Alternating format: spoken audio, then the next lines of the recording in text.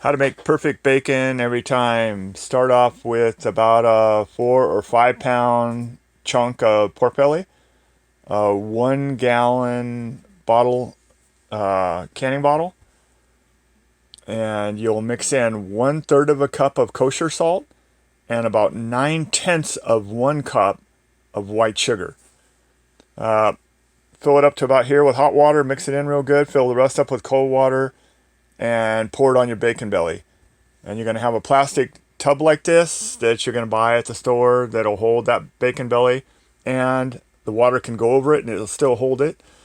Fill the second one up, usually 2 does it, with the same mixture of salt and white sugar, and pour it over the bacon belly. And then I'll usually put a small plate upside down over it to push it down under the water because it'll float.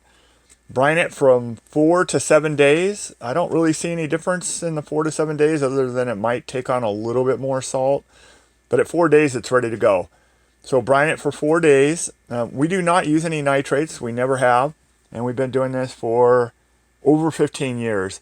The key to not using nitrates is when you smoke it and put it in an oxygen-free environment, it has to be done in about 2 hours. You got a 4-hour window. I cut that in half. I want to be done in 2 hours. So after we brine it for 4 days, I do not rinse it. The outside will be a little bit salty, but because we only had 1/3 a cup in a brine mixture versus a dry brine, the brine mixture will only let it take on so much salt. It will not be too salty. And then we smoke it with pecan wood in a smoker at about 250 to 275 degrees, up on the highest rack away from the fire. And I put a wet pail of water in there too, so we wet smoke it.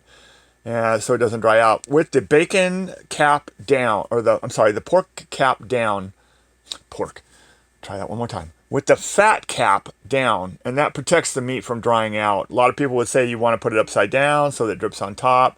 It's not how it works with bacon. It'll just dry the bottom of it out. So the fat cap down, you'll smoke it until the internal temperature reaches somewhere between 155 and 165. I shoot for 155. That's a perfect temperature. Now, the bacon will not be bright pink like it is when you add nitrates. It'll be a little bit grayish, but it'll be the best bacon you've ever had. And immediately after taking it out of the smoker, I put it in a chest freezer to cool down for about 4 or 5 hours. Then once it's nice and cold, I will slice it up and put it in baggies, and then we put most of the baggies in the freezer.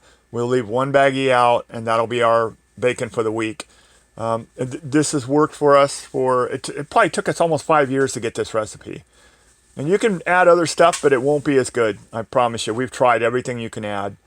And after this, I will do a video of us smoking the bacon as well and show you what it looks like when it's done.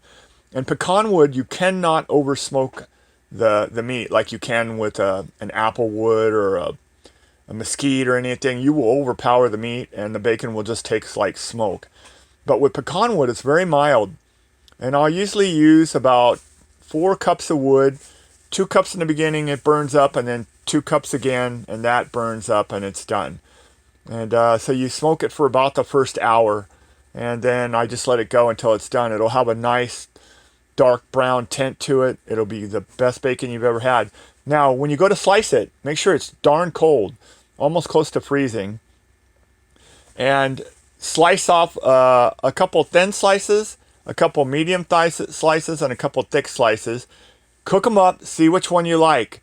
Because it might be saltier than you like on a thick slice, where the thin slice, it's perfect. So cook them up, see how you like it, and then slice up your whole thing that way. Also, you want to cut against the grain. Don't cut with the grain, you'll just get beef jerky bacon. And that's it. You'll have the best bacon you've ever had. And of course, I'm not proposing that you don't use nitrates. That's just how we do it. I'm not suggesting it. It's not safe, they say. We haven't had a problem, but you have to take into account that you are smoking in an oxygen-free environment, and bad things can happen. So read up about it, do your homework before you do it. So see you later. Bye.